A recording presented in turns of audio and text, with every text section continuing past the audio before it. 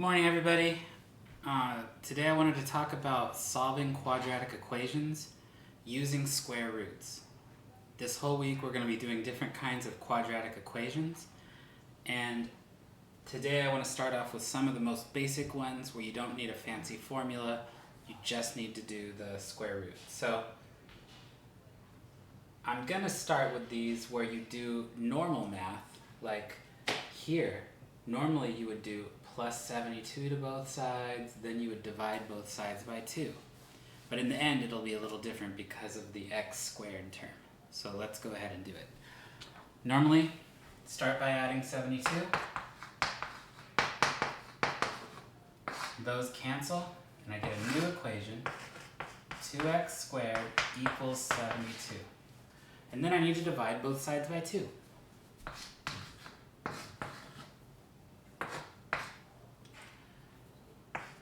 X squared equals 36.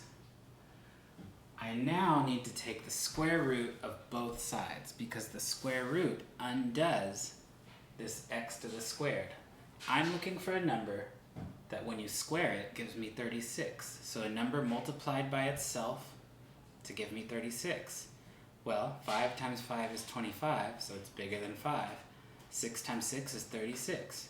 So 6 works. But that is not the only solution. So there's another solution here. The other solution turns out to be negative. Because if you remember, a negative number times another negative number gives you a positive number. So if I use negative 6 times negative 6, I get positive 36. That means there's two answers to this problem. Positive 6 and negative 6. So I'm going to do what I said and take the square root of both sides. But it tells me in the end that x could be 6 or x could be equal to negative 6. When you have those two answers like that, a lot of times it's just easier to write it once, like this. X equals plus or minus 6. And that plus or minus symbol is just saying there's actually two answers. Either positive 6 or a negative 6. Okay, so that's the first one. The second example, it's a different situation where you aren't going to have two answers, you're actually going to have no solutions. At least no real number solutions.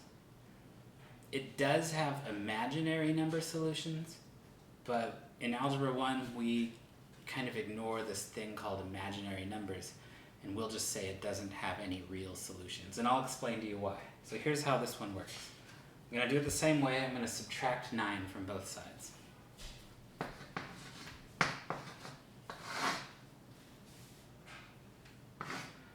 And then I get 25x squared equals negative 9. And then I'm going to divide both sides by 25.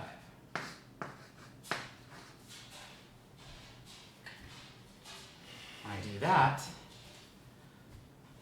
these 25's cancel, I get x squared equals negative 9 over 25. And now, I'm looking for a number multiplied by itself to give me negative 9 25ths. You might think 3/5, because 3 times 3 is 9, 5 times 5 is 25.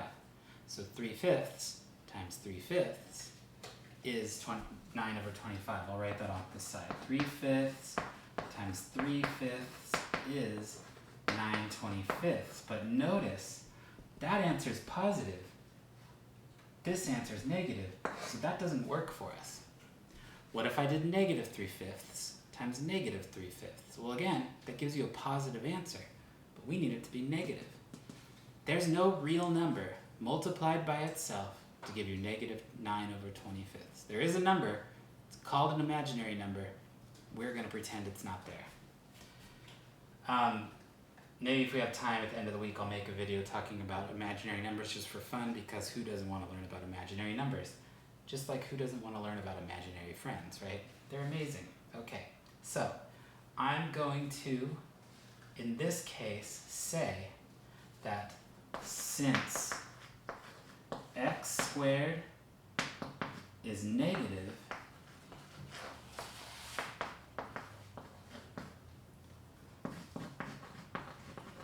there is no real solution. That's what we'll say on those.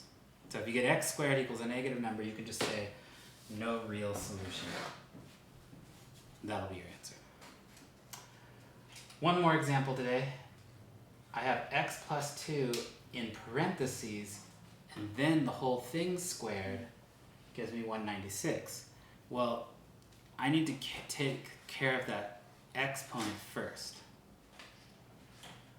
So I need to do the square root of both sides first. I'm going to rewrite this.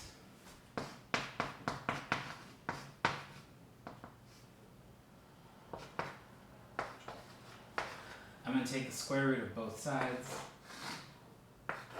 and I'm going to put a plus or a minus there to indicate that there's two answers, a positive answer and a negative answer.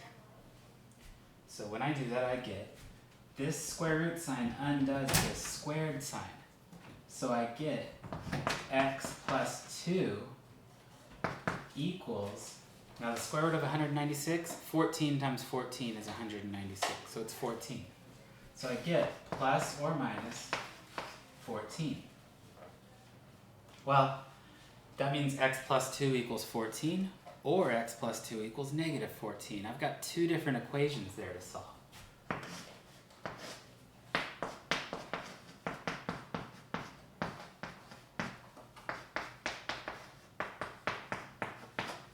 When I have that, I solve each of those separately and get my two final solutions.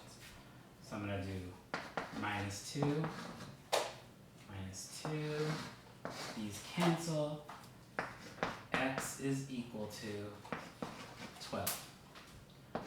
Or, same thing here, minus 2, minus 2, the 2's cancel, x is equal to negative 16.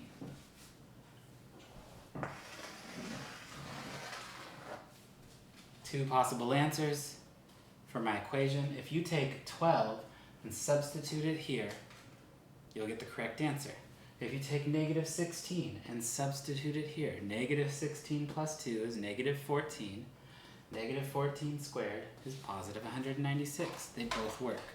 So that's how you solve all three of these equations, and that's how we're going to get started with the week. Have a good day, everybody.